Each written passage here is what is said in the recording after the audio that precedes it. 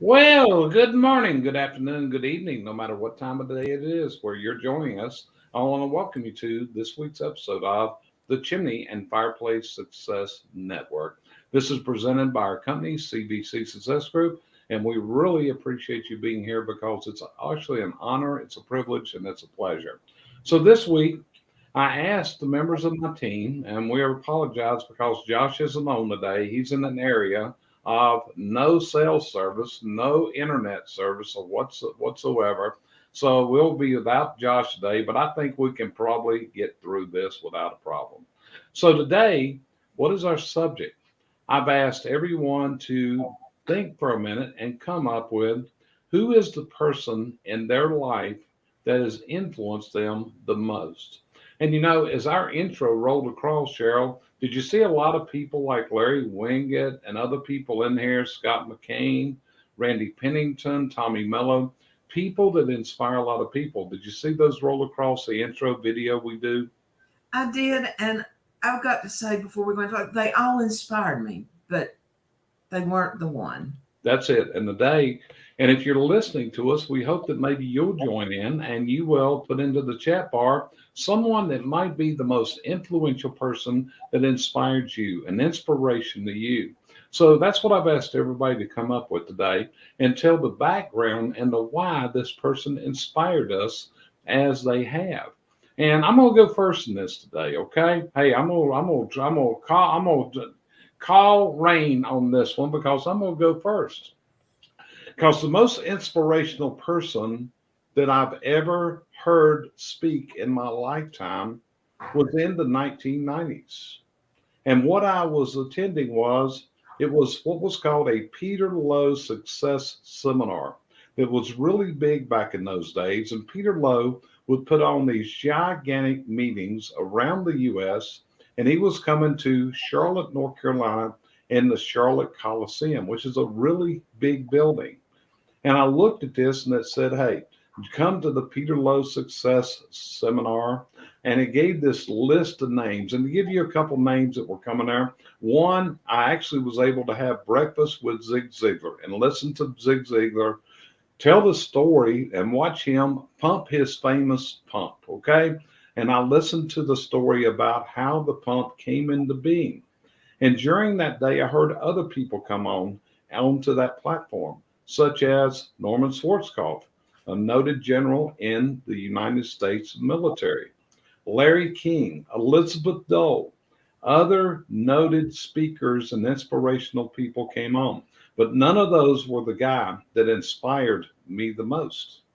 What inspired me the most was when a young man, and I do say young because he was not an older gentleman, was wheeled onto a stage. He was brought out from behind the curtain and he had to be pushed in position. And the reason was he had been into an accident, had broke his neck, and he was unable to do anything except speak and breathe. And actually, during his recovery, they had to actually put him on a breathing machine because he actually lost the ability to breathe. Well, his name was Christopher Reeve. And Christopher Reeve, if you'll remember right, was in the movie Superman and other such movies. But what Christopher Reeve did was he spoke about that he had the drive and the determination that he knew that he would walk again one day. And if you think about that, he was injured in 1995. The year I heard him, I'm guessing, was around 1998, 1999. And I remember that they wheeled him on stage and there was no movement in his body. But to hear this guy talk about the determination that he had, that he would walk again. And it made me think later in life, as I went through trials and tribulations of my own, that if a guy who had been injured, broken his neck, and lost all of his body controls, his ability to move his hands, his legs, and even breathe on his own at a period of time, could have that determination, then what the hell was my problem? Why could I not get through that? So that to me, even though I've met and like I said, that morning I had breakfast in a room with Zig Ziglar. And Zig was a person that influenced, they said, over 250 million people in his lifetime. And Cheryl, you could probably add to that when you're training with the Ziegler Company. But watch him pump his pump. And where he talked the story of, you've got to pump the pump and you got to prime the pump, and to hear all that and to hear these great speakers. But to this day, this is the guy that was the biggest influence on my life and my career. I went that day, actually, I wanted to watch these guys that were high noted public speakers. I wanted to see how they spoke. And I went there actually to study public speaking. But what I heard was an inspirational story that stays with me to this day. And when you think of that, that's what I'd like for you to know. What would you do if you were a person bound to a wheelchair? If you were a person that could not take care of your own body needs, so you had to have someone looking after you, could you still have the determination that the day to come that you could walk again? So, Brandy, what about you? Who is the most influential one in your lifetime? Yeah, for me, it would be my mom's mom. I guess I would have to go back to my childhood. So her and my grandfather were farmers. That's how I first remember her, was on the farm. And so we would spend most weekends down there. And when I was little, we would tromp around and by the ponds or go check the cattle with grandpa, while the adults were usually like picking corn out of the field and sitting under the tree and taking it all off the cob so that then they could seal it and preserve it. And I just have so many memories going out to the strawberry patch with her and getting turtles. And she had a very hard life. Her parents died when she was young. And my grandfather wasn't the kindest man in the world, I don't think, to her. I think by the time I came along, he was much older and much more settled, but just stories I heard from before my time. And she went back to school in her 40s to get her nursing degree. In fact, I went to the same school she did, and she's the one that inspired me to become a nurse. I remember growing up, she worked second shift, so it was the 3 to 11 at the VA hospital in Kansas City, Missouri. And so she would get off at 11, and I had a little red suitcase that said going to grandma's. And my mom would drop us off, me and my sister, to her as soon as she got off from her shift. They lived an hour away from the VA hospital. It's actually probably closer to an hour and a half. And so by the time she would drive us back to the farm, it would be like 12:30 at night. And I remember getting out and hearing the coyotes howling. And I used to be so afraid of the coyotes. And they had plenty of spare bedrooms, but they had a cot in their bedroom, in my grandparents' bedroom. And so my sister and I would fight over who got to sleep in their bedroom with them on the cot. And her and I used to take naps together. As I got older, we would take naps and we'd just lay in there and just laugh hysterically. She wasn't your typical grandmother. She was a very authentic person. She would tell you whatever was on her mind. And I remember it used to mortify me as a child, but now I look back and it was funny. When our parents would go out of town, she would come and stay with us, and she would take us to school in the morning. And we'd be driving to school. This happened on several occasions. And she'd see like a construction crew out there, and she'd roll down the window and stick her head out and go, "Hey, boys," just to embarrass us. And then we'd get out of the car at school. My sister and I would get out as fast as we could and try to run in, because then she would just try to embarrass us, and she'd lay on the horn. "You forgot to say goodbye to Granny. You forgot to give me a kiss." She was a ton of fun. And I just always appreciated her honesty, and most of all, just her being authentic. Got you covered. So I presume your grandmother has passed away at this point. She has. Okay. We moved them off the farm. My personal opinion, which I thought was a mistake, because they both kind of went downhill after they were moved off the farm. And my grandfather passed first, and then she eventually developed dementia and then Alzheimer's. Yeah, got you covered. Interesting story, but it is, and it's, Brandy, as you talk, I could see your grandmother in you. Knowing you, I know you pretty well, and I see your grandma. I'm just imagining Brandy pulling up to a construction site and yelling out the window, "Hey guys, she hated Christmas, and most people that know me know I also hate the holidays. So hers was because I think because she grew up, during the Great Depression, and her parents didn't have much money and died at a young age. So Christmas to her just never really meant that much. I don't know why I don't like Christmas. But yeah, I have a cousin who also became a nurse, and it's just kind of well known in the family that me and my cousin both very much take after her. Got you covered. So Cheryl, and somehow or another, I knew going in when I asked this question. Like I said, I know Cheryl very well. She's my best friend. We're together. We're soulmates, the whole 9 yards. So Cheryl, let's tell them who you picked out as the most influential person in your life. My dad. He will always be, and as you know, this is gonna be hard for me, but Dad was what I am. He's why I am. If you notice, every year on his birthday, I put up a picture because, to be honest, my brother destroyed almost all of the pictures I had of Mom and Dad. And I had one of Dad with me, a little girl, and we were at the top of the mountain. He never ever let me forget that picture. Anytime I would get down, he would always remember we were at the top of the mountain. There's nowhere else to be. And his idea was always, if you can't travel first class, stay at home. And he didn't mean you had to get on a plane on first class. It meant if you could not do everything or have everything, the best of it. I mean, I don't buy junk furniture for that reason, because I don't want to buy it but once. We were raised that way. Save your money till you can afford it and buy it once. And that's what we did. And he worked I got up at 4:30 in the morning to cook him breakfast so he could eat at 5 in the morning. And we ate at 5 in the evening. That was, and I mean every day. That was not a maybe, if, and, or, and it didn't matter what day it was. So that's where I think I got my time schedule. That's why I'm a morning person. But he instilled, the main thing he did for me, he always told me I could never say you can't. Because he told me, didn't matter what the job was, anywhere. He said, if you wanted to fly a rocket, he said, all you need is the knowledge. You can do anything anybody else can.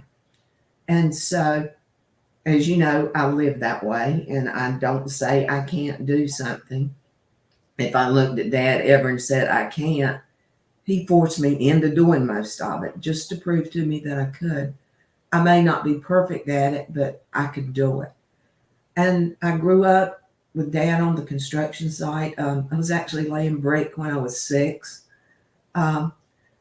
Not perfect. I got better because Dad saw nothing about putting his foot onto the brick that I had laid and knocking it down and making me clean the brick back up and relay it. That's how you learn to do things perfectly, is to do it over and over and over again until you get it right.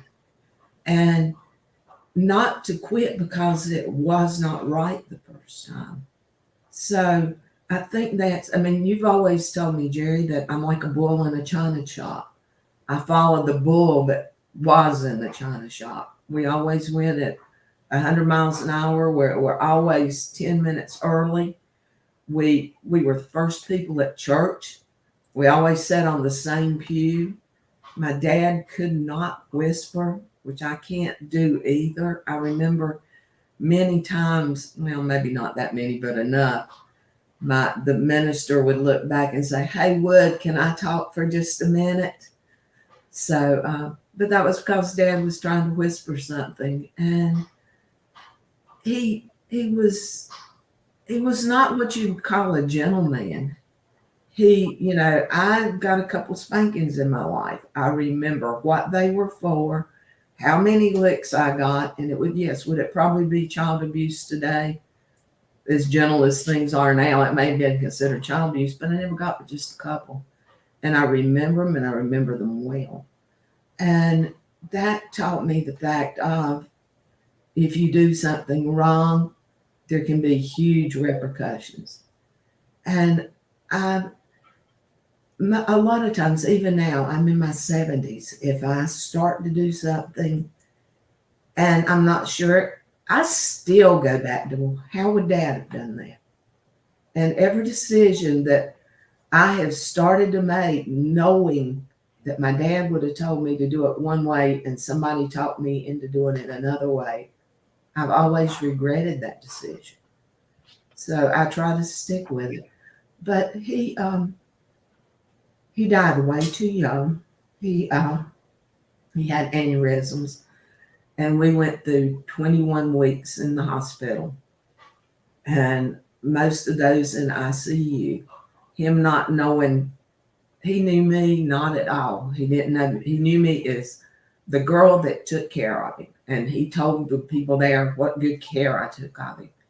He did not know who I was till the day that before we got ready to come home, and he remembered me as me. But I learned a lot about my dad during that time because he wasn't telling his daughter. He was telling a friend. And so I got to be not only a daughter to my dad, for 21 weeks, I was his best friend. Yeah. So, and that was what's important to me. And that's why I am what I am. Right. And I think one of the things at this point, I'm going to hold this book up called Cheryl. This was the first book you ever produced. And the title of it is, I'm glad I did do what it takes not to say I should have. What inspired you to write this, and what's the message in this book, sweetie? If you open the book, actually, that is my business card book. Then there's a chapter about my dad. Before my bio, it was when I was in the hospital with Dad, and having to take care of a man that was so strong and so type A, and now he's resorted to a bed. He can't do anything. I mean, I'm going to tell one quick story. You said, do a story. My dad was a smoker, and all he wanted in the hospital was cigarettes. Brandy shakes her head. She knows exactly what I'm talking about. He was on oxygen. It was not going to happen. So I went out and bought.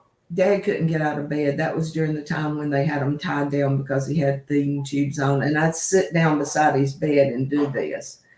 I went and bought a carton of cigarettes, and I opened the carton from the bottom, and then I took all the packs out, and I opened each pack from the bottom.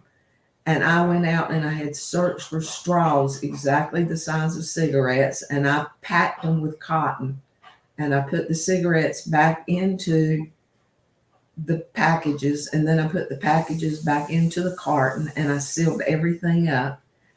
And then I went and got a big lighter, and I struck the big lighter, and I don't know how many it was, but you can get a blister on each finger from striking a big lighter till all the fluid's out of it. And I gave them to my dad, and he opened the carton, he opened the cigarettes. First, before he opened the cigarettes, he beat them on the counter. I guess that's the stuff, tobacco. He'd take it out and he would smoke it. Well, he would strike the bic, okay? He would smoke it the exact amount of time that it took to smoke a cigarette, and he'd put it out. And a little bit later, he'd get another one. I had 7 cartons of cigarettes in Ziploc bags when we got home. So we went through 7 cartons of cigarettes during the time he was in there. And the funniest thing about that was when Dr. Brawley walked in, and Dad's sitting there with a lighter right here. You want to see a surgeon go 12 foot in the air, big lighter next to oxygen tank. But that's one of the stories that's in there. And it's the best, worst memory I've ever had. Yeah. And like I said, I just want people to know that, it's like, you're looking for how do you preserve a memory? And like I said, writing that book about your dad was probably a tribute to your father and what you're looking at there. And there's a message there. Like I said, if you'd like to get that book, Cheryl, it is on Amazon. Am I correct? It's on Amazon. They can get it for nothing on Amazon. There you go. So anyway, but it's there. But that's the whole thing. Now, in order to, you got to be in the right frame of mind. See, there's inspirational stuff every day out there. When we look at it, Brandy, you're a person that listens to a lot of podcasts. We all read a lot of articles. We share articles. You'll send something out to the rest of us. It's all different things. So do you see, have you come across other people that inspire you? Someone who's not a relative, someone you didn't grow up with? Is there someone else out there for you? Yeah, I mean, I do listen to a lot of podcasts. I really like Glennon Doyle Melton's podcast. I listen to that. She comes out twice a week on Mondays and Wednesdays, and I listen to that one religiously. And again, I think it's the fact that she's just extremely open and honest and authentic and a woman and a feminist. Yeah, I understand. Cheryl, what about you? Who else, if we would come in, who plays second on your list? Is there someone else that comes to mind that you've met in your life? Maybe it's someone you've heard, maybe it'd be someone you've never personally met, but who would be second on your list? I'm going to make him third because my grandfather was my second. Okay. My third was Bob Boudin. Okay. And He, let's share why Bob Boudin, because I've got to applaud that choice because I've heard Bob speak. So what is it about Bob Boudin that inspired you? number one, this is a man that can stand in front of 500 people and speak, and every one of them thinks he's speaking to them. He has such a huge heart. He's just so inspirational, and the man is wealthy beyond means. He's had jobs that you and I will never ever dream of, but standing in front of you, you'll never get that idea. He's just a super kind of guy.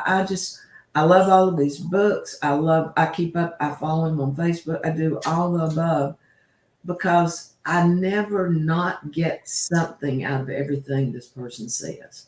Yeah.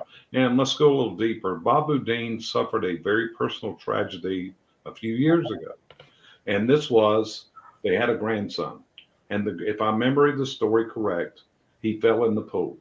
Am I correct, Cheryl, on what I'm remembering here? Yeah, And the kid was not going to survive. It was that, and they made a decision to cut off life support. But they did. And Brandy, what do they call that in a hospital? An honor walk? Mm-hmm. Walk of honor. They donate their organs. Yeah. So what they were doing was the walk of honor, where they were taking this child to take the organs out of the child after the child had passed away. And I'm sure you probably participated in this. But, a lot of people don't know who Bob is, but Bob is classified as the most influential man in sports. He's a sports agent, what he does. He's also the guy that told George Bush, hey, you can't be commissioner of baseball, but I think we can make you the governor of Texas. That's how strong Bob Boudin is. Well, my second is a guy that I listened to speak in the year 1987. His name was Paul Rodillo. And Paul Rodillo was the keynote speaker at the National Chimney Sweep Guild Convention. And Paul had a presentation, and the title of it is, and I use this today, Would You Work for You? Would you work for you? And a lot of times I ask people this question in the coaching business. Would you work for you? Would you buy your business? All these type of things. But Paul had such a demeanor and such an outgoing way of doing that it's one of those things that is stuck with me. Now watch Paul's presentation style. Paul had this voice that boomed out. He didn't need a lavalier mic. I mean, he could boom out into the room. And sometimes I think that's what I'm doing when I'm on the stage is I'm speaking the same way because people say that I talk too loud. And I always tell them, turn the mics down. I talk louder than most people because when I go into presentation mode, it's not like sitting here. My voice picks up in octaves, okay? It's just part of the way that I operate from that avenue. But that's what the message to get to you today is. Find people that can influence and inspire you. As you go through life, you're going to face challenges. Challenges may come in your business. They may come in your personal life. When you look at it, Cheryl just explained a really big challenge with her dad. when you go through that. Cheryl, how did you sustain yourself through this period of your dad's sickness and going through this? How did you sustain yourself on this daily basis? By just taking care of him. I mean, my mom was taking, care of my kids, and my kids were being taken care of. They were, I'd see them an hour or so each day. I spent basically 23 hours at the hospital, and I would go home for 22, and I'd go home and take a shower and come back and spend time with my kids. But you sustain because of the people around you. His surgeons, he had 8 surgeons while he was back there. He was in surgery almost 8 hours. And after he came out, Dr. Brawley, during the times, Dad did pass away a couple times on the table, and Dr. Brawley would come out and tell us, or he would tell me, anything. I told him when we went into surgery, anything, I can deal with anything I know. It's that unknown zone. And so he kept me abreast. So that's how I made it through the surgery. But then during the stay at the hospital, he told every nurse on the hall, any question I asked, I needed a straight answer. And they would bring me nurses' books. And Brandy knows what I'm talking about, the books you don't find anywhere. And they would mark things where I learned what was going on. And I think it was the knowledge that sustained me and the fact of the people there. He was at Presbyterian Hospital, and I couldn't have asked for better people on the whole ward. I mean, they were checking on me the whole time. I didn't have a lot of family support. Mom didn't get to come a lot. My brother barely ever did come. But so it wasn't family support, but it was the nurses became my family there for a couple of weeks. And it was, you read a lot. Again, I sat on the floor. I picked up nails. I'm going to stick one more quick story in just because I can. The Dr. Brawley came in one day, and I'm standing across Dad in the middle of the bed. I'm standing up. He's laying between my legs. And Dr. Brawley walks in. He said, I am not even going to ask what you're doing up there. And Dad turned around and said, she's hanging sheetrock, and if you will shut up, she can finish. So that's what I did all day. I did that when I couldn't, sit on the bed anymore with my dad. I would frail my hand like that, and I said, oh no, I knocked the nails over. And I sit down on the floor where Dad couldn't see me, and I read books. That's what I did. And it's amazing what you can find out when you do. And, I remember Dad would say, have you got the nails up yet? And it's like, no, not yet, Dad, or Mr. Farr. And I just keep on going. I still called him Dad a lot. It just didn't alienate with him, or resonate. But we just, you find things to do. The main thing you can't do, and I'm just going to throw this in for everybody, the main thing you can't do, you can't get depressed, and you can't let your mind go down the rabbit hole. You need to stay within the time frame. You need to find things that can keep you up and make you work. Everything in me knew my dad was coming out of this. And that's what I lived for the time he came out. And I lived to talk to my kids on the phone while I was there. You find things to do. You take all that love and you bundle it up and you let it hold you. Yeah, that's it. So like I said, and that's what we hope every one of you that's listening to us has, is someone that's influenced you. Brandy, before we end out today's episode, is there anything you would add to this? I'm just going to add a few quick stories about my grandmother. I remember she had an impeccable work ethic, and I always remember her. The reason that I never call in sick is I always remember her telling me, if you call in sick and you're not really sick, karma's going to get you and you're going to get sick. And that's always been in the back of my head. She used to, if I was having trouble with somebody at school or whatever, and I was complaining to her about girls at school or whatever, she'd be like, well, those heifers. She called them heifers because they had cattle and they were farmers. And so I just always hear that over and over in my head, and it just makes me laugh. Those heifers.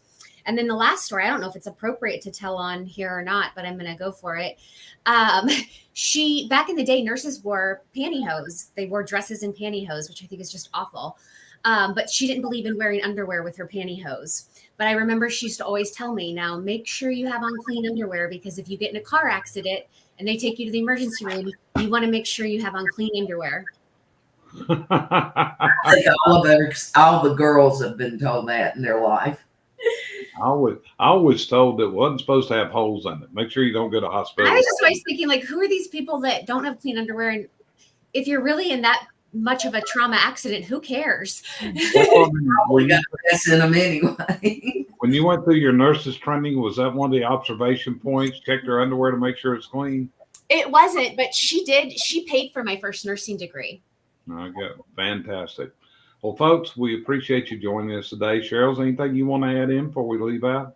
I just want to add, this has been a real personal program, more so than anyone we've ever put on here. But I want to put out there that we're living in a time that personal is what you've got. So realize who you are, what you can be, and where you're going, and you'll get there. That's it. So we appreciate you joining us this week for this episode of the Chimney and Fireplace Success Network. And we sincerely hope that in your lifetime that you have found people that can influence and can inspire you in what you do. Because to be honest with you, that is our entire mission in doing this podcast, this broadcast. What we hope to do in this is inspire the people that give us the honor of listening to us, to inspire them to go after their dreams. Everybody's got dreams out there.